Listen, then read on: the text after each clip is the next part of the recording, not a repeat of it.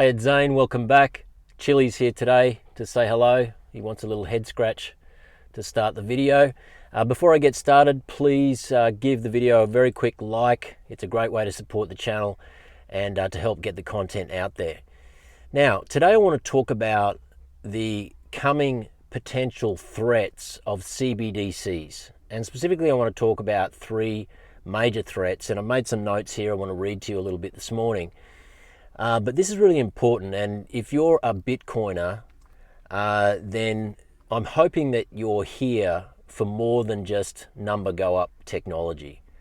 Now, we know that Bitcoin is absolutely scarce. We know that it is deflationary.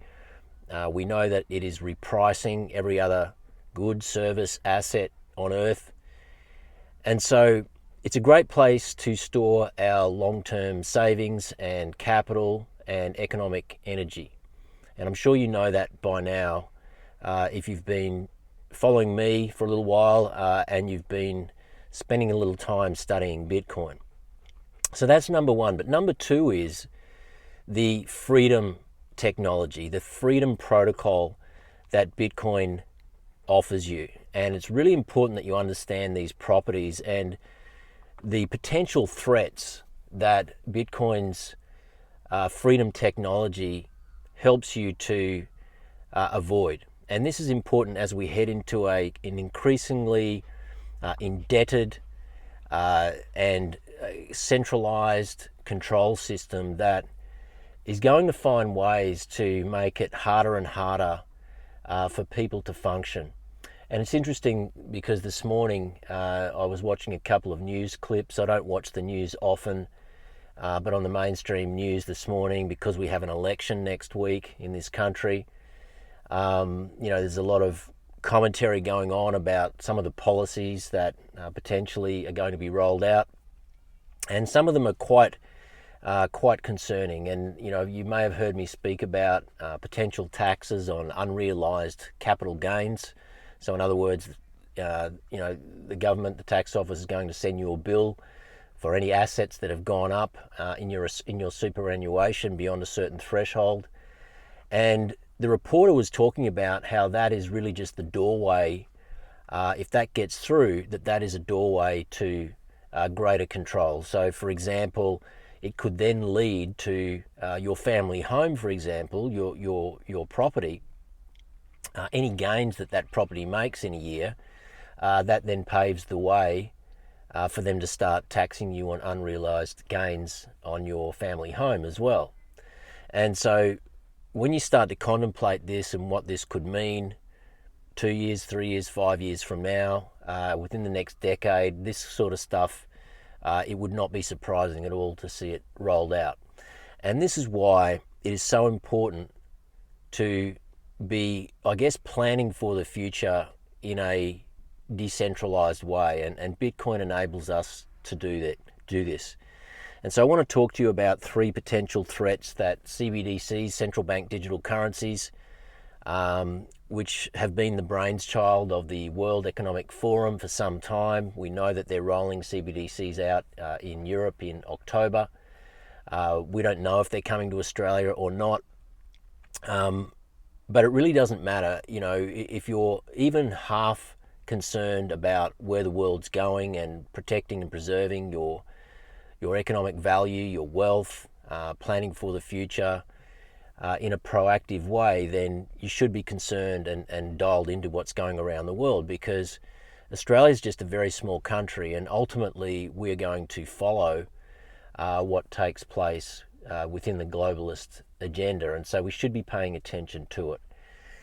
Now, these are three important points because this really highlights why I want you to be thinking about Bitcoin, not just in terms of its digital scarcity, in terms of its number go up technology, in terms of its deflationary properties, the fact that it is repricing every other good, service and asset on earth. We know it is doing that. And for that reason alone, it is a great place to park our long-term savings, capital, economic value and economic energy. But beyond that, we also need to be really understanding what the freedom properties and attributes of Bitcoin are. And it's those properties that enable us to avoid this kind of dystopianism that is potentially coming our way.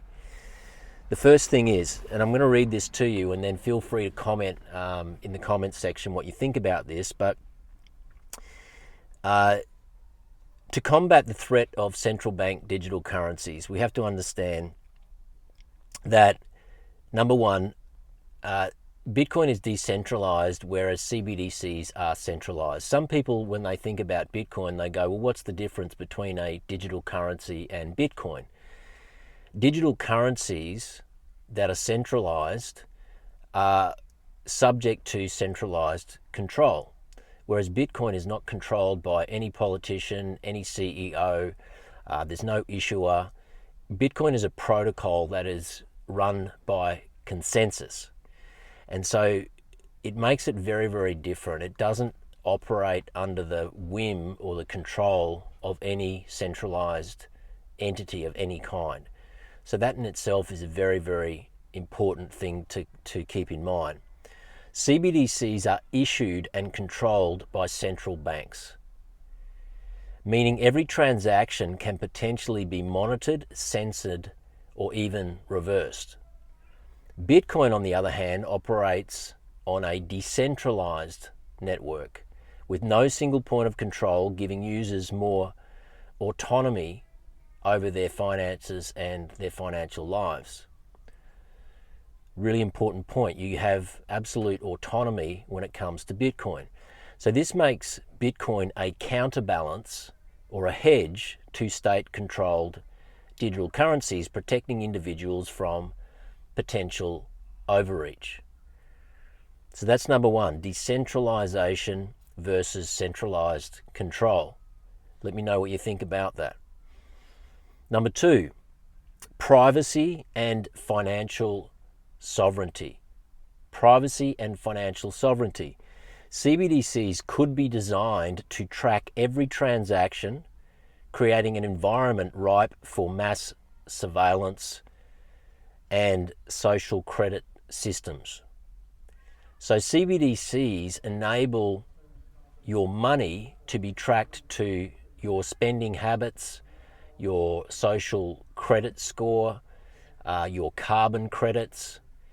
And so, they can control how much you travel, how much you spend on certain products, petrol, might be meat, a whole bunch of things.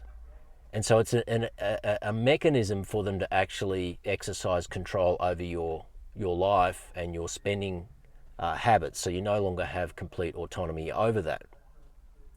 Bitcoin, on the other hand, while not fully private, offers pseudonymity and tools like mixing services and privacy-focused wallets, which enables individuals to better protect their financial data. So things like running your own node, for example, is a way to create extra privacy, to give you extra privacy, which is, I think, a really important thing. Things like running VPNs, so important in today's world, particularly when we know there are, threats of cybersecurity, etc. as well. And so this pseudonymity feature of Bitcoin is a really important thing to keep in mind as well.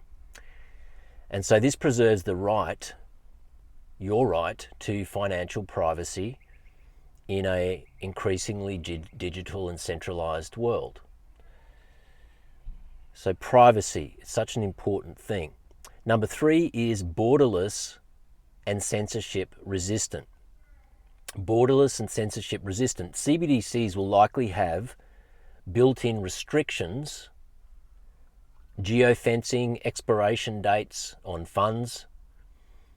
So in other words, if you haven't spent your money by a certain time frame, in a given week, month, or quarter, whatever it might be, then those funds will expire. So it's a complete control system, or there'll be blocks on certain spending sectors or spending habits, like I mentioned.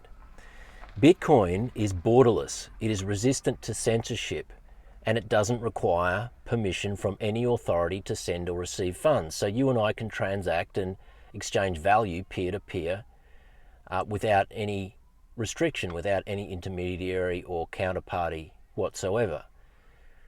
And I want you to really think about that, because most people who are in Bitcoin and are in their early stages don't realize that. And I'm not sure whether you do, but it is an extremely powerful property when you can exchange value with anybody anywhere in the world at any time without any restrictions whatsoever.